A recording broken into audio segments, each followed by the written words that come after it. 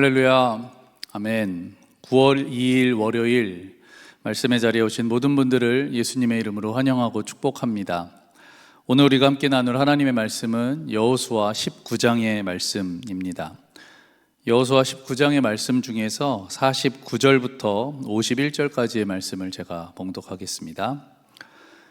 이스라엘 자손이 이렇게 그들의 경계선을 따라 땅 나누기를 마친 다음에 그들은 눈의 아들 여호수아에게 자기들의 땅에서 얼마를 떼어 여호수아의 유산으로 주었다. 그들은 주님께서 말씀하신 대로 여호수아가 요구한 에브라임 산간 지방에 있는 성읍 딥낫세라를 그에게 주었다. 여호수아는 거기에 성읍을 세우고 그곳에서 살았다. 이것이 엘르아살 제사장과 눈의 아들 여호수아와 이스라엘 자손 지파의 족장들이 실로의 회막문 곧 주님 앞에서 제비를 뽑아서 나눈 유산이다.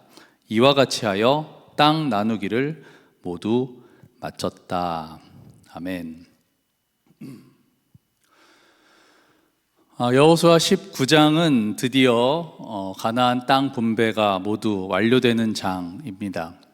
요단강 동편의 2개 반의 지파, 2개 반의 지파, 루벤, 갓, 므낫세 반 지파가 땅을 차지했고요. 그리고 서편의 9개 반의 지파가 땅을 차지하여서 이스라엘 12지파 모두 땅을 분배받게 되었습니다. 그런데 이 과정에서 좀 석연치 않은 부분이 있었습니다. 그것은 무엇이냐 하면 하나님이 땅을 주셨음에도 불구하고 그 땅을 차지하는 것에 이스라엘 백성들이 망설였다라는 것인데요. 여호수아 18장 3절을 보면 이런 말씀이 나옵니다. 여호수아가 하는 말인데, 당신들은 어느 때까지 주 당신들 조상의 하나님이 당신들에게 주신 땅을 차지하러 가기를 미루겠소 라고 말을 하고 있어요. 하나님이 주신 땅인데도 그것을 차지하는 것에 주저하고 있었던 것이지요. 우리에게도 하나님께서 맡겨주신 일이 참 많이 있습니다. 하나님께서 우리에게 복 주시기로 하신 땅들이 참 많이 있습니다. 하지만 하나님께서 우리에게 주신 것은 우리가 가서 차지해야 하는 것입니다. 우리가 하나님께서 주신 땅을 차지하러 적극적으로 나아갈 때 우리는 하나님의 은혜를 누리게 될 줄을 믿습니다. 그러므로 여러분 망설이지 말고 하나님께서 우리에게 주신 땅으로 적극적으로 나아가서 하나님의 은혜를 누리시는 저와 여러분이 되시기를 소망을 합니다. 여호수아는 이렇게 땅을 차지하는 것을 이스라엘 백성들이 망설이게 되자 이런 방법을 쓰는데, 각 지파별로 3명씩 사람을 뽑아요. 그런 다음에 이 사람들을 보내서 각 땅을 다닌 후에 그 지도를 그려오게 합니다. 그리고 나서는 그 지도를 보고 제비를 뽑아서 모든 땅을 분배하게 되는 것이죠. 여러분 잘 아시듯이 이 제비를 뽑는 것은 하나님의 방법입니다. 제가 이런 얘기를 들었어요. 어떤 목장이 분가를 준비하고 계시다고 해요. 그런데 어떤 가정이 어떤 목자를 따라가야 할까에 대한 고민을 하다가 제비를 뽑기로 결정했다고 합니다. 이 제비를 뽑는 것은 하나님께서 우리에게 주신 결과를 받아들이는 것입니다. 저는 다른 목장도 그리고 우리 다른 많은 상황에서도 이런 방법을 따르시기를 바랍니다. 상황을 보지 말고 사람 생각을 듣지 말고 하나님께서 어떻게 일하시는지 기대하며 하나님의 방법을 따르는 것이죠. 이렇게 우리가 상황을 보지 않고 사람의 생각을 뛰어넘는 결정을 할 때 바로 그때 하나님께서 일하기 시작하시는 것입니다. 우리가 맨날 우리의 상황과 우리의 생각으로 모든 일을 처리하게 되면 이것이 맞겠지 하고 하나님께서 일하실 자리들을 남겨놓지 않는 것이죠. 부디 우리 믿음으로 모든 것들을 받아들이고 하나님께서 일하심을 보게 되는 믿음의 길을 걷는 저와 여러분 되시기를 바랍니다. 이렇게 땅의 분배가 모두 완료가 되었는데요, 참으로 역사적인 순간이 아닐 수 없습니다. 무려 출애굽기 3장에서 시작되었던 일이 오늘 와서 마무리가 된 건데요. 출애굽기 3장은 모세의 소명장이기도 한데 하나님은 이미 출애굽기 3장에서 출애굽하는 이유와 그 목적지에 대해서 정확하게 말씀을 하셨습니다. 출애굽기 3장 7절과 8절을 보면 이렇게 말씀하십니다. 하나님께서 모세에게 말씀하시는 장면인데, 나는 이집트에 있는 나의 백성이 고통받는 것을 똑똑히 보았고 또 억압 때문에 괴로워서 부르짖는 소리를 들었다. 그러므로 나는 그들의 고난을 분명히 안다. 출애굽을 시키시는 이유이지요. 계속해서 8절 말씀, 이제 내가 내려가서 이집트 사람의 손아귀에서 그들을 구하여 이 땅으로부터 저 아름답고 넓은 땅, 젖과 꿀이 흐르는 땅, 곧 가나안 사람과 헷 사람과 아모리 사람과 브리스 사람과 히위 사람과 여부스 사람이 사는 곳으로 데려가려고 한다. 하나님은 출애굽을 시키시는 이유도 분명히 말씀하셨지만 어디로 데려가실지 목적지도 분명히 출애굽기 3장부터 말씀을 하신 것이죠. 그리고 나서 출애굽기 18장을 보면 그 거리가 얼마나 되는지도 나와요. 모세와 아론이 바로에게 가서 이야기를 할 때 나오는 말인데 이런 말씀이 나옵니다.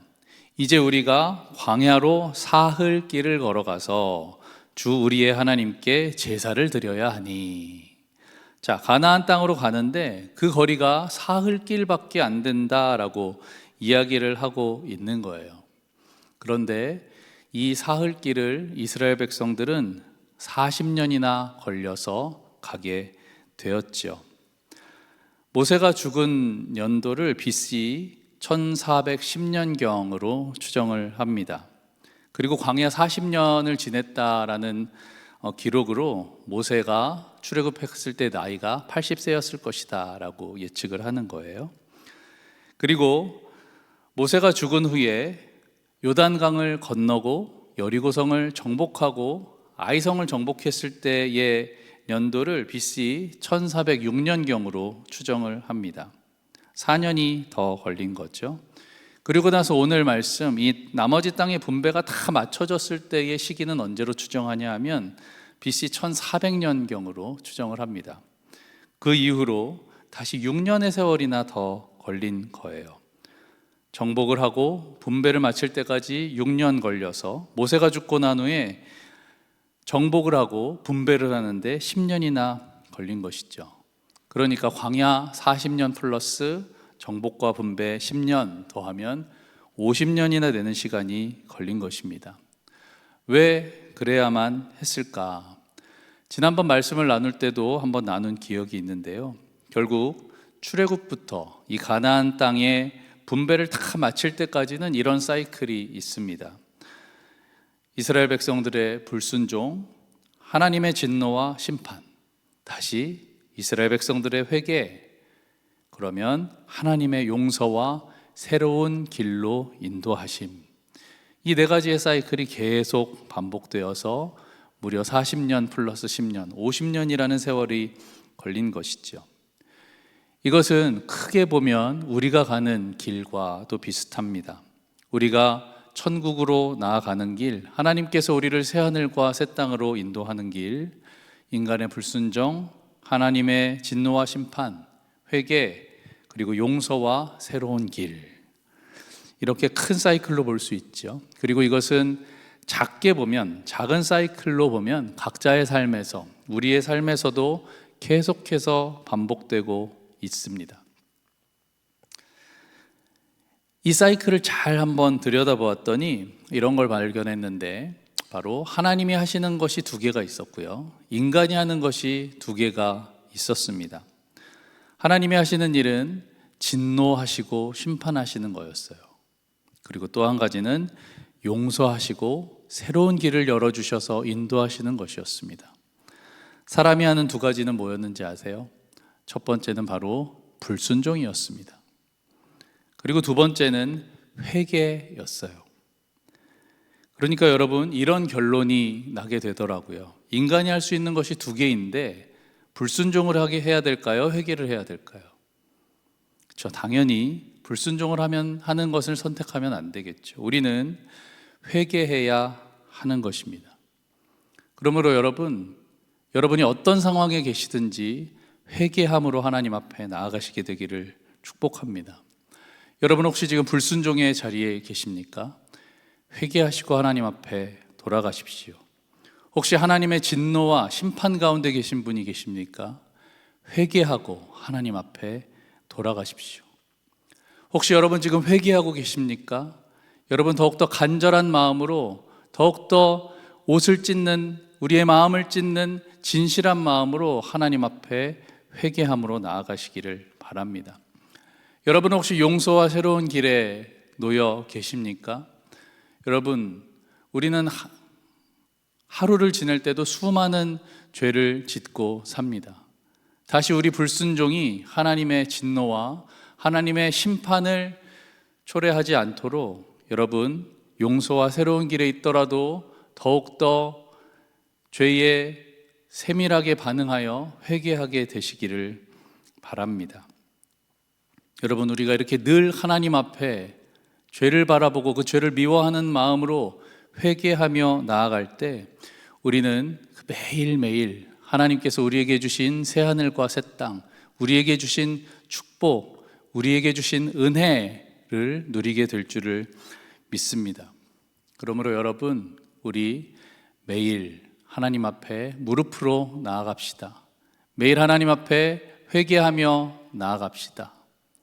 그런 하루를 살고 또 그런 인생을 살아 마침내 이스라엘 백성들이 그 모든 땅을 분배받는 새하늘과 새 땅을 이루는 하나님의 역사를 이루어냈던 것처럼 우리도 하나님의 인도하심, 하나님의 역사 가운데 살아가는 저와 여러분이 되시기를 예수님의 이름으로 축원합니다.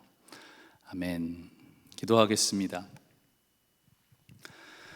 하나님 감사합니다. 오늘 말씀에서 드디어 이스라엘 백성들이 하나님께서 예비하신 그 가나안 땅을 모두 다 분배받는 장면을 함께 나누었습니다.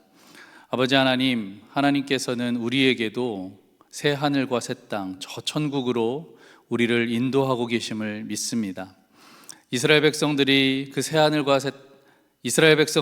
그 가나안 땅으로 나아갈 때 아버지 하나님 3일이면 갈 수 있는 길임에도 불구하고 광야 생활 40년과 또 정복과 분배의 10년이라는 세월이 걸린 것을 보았습니다. 그리고 그것은 인간의 불순종 때문이었음을 다시 한번 깨닫게 됩니다. 아버지 하나님, 우리도 천국으로 나아가는 삶을 사는데 불순종이 늘 우리의 발목을 잡아 하나님의 뜻에 맞게 살지 못하고 하나님의 진노와 심판 가운데 살아가는 안타까운 장면들을 보게 됩니다. 아버지 하나님, 어느 상황에 있든지 늘 하나님 앞에 회개함으로 하나님께서 우리에게 주신 복의 길을 걷게 하여 주시고 하나님께서 우리에게 주시는 은혜를 누리게 하여 주시고 하나님께서 우리에게 주시는 그 사랑을 나누게 하여 주셔서 아버지 하나님, 그 인도하심 가운데 우리가 마침내 새하늘과 새 땅으로 아버지 하나님 당당히 들어갈 수 있도록 인도하여 주시옵소서. 그런 삶을 사는 오늘 하루가 되기를 주님 앞에 간절히 소망하며 예수님의 이름으로 기도합니다. 아멘.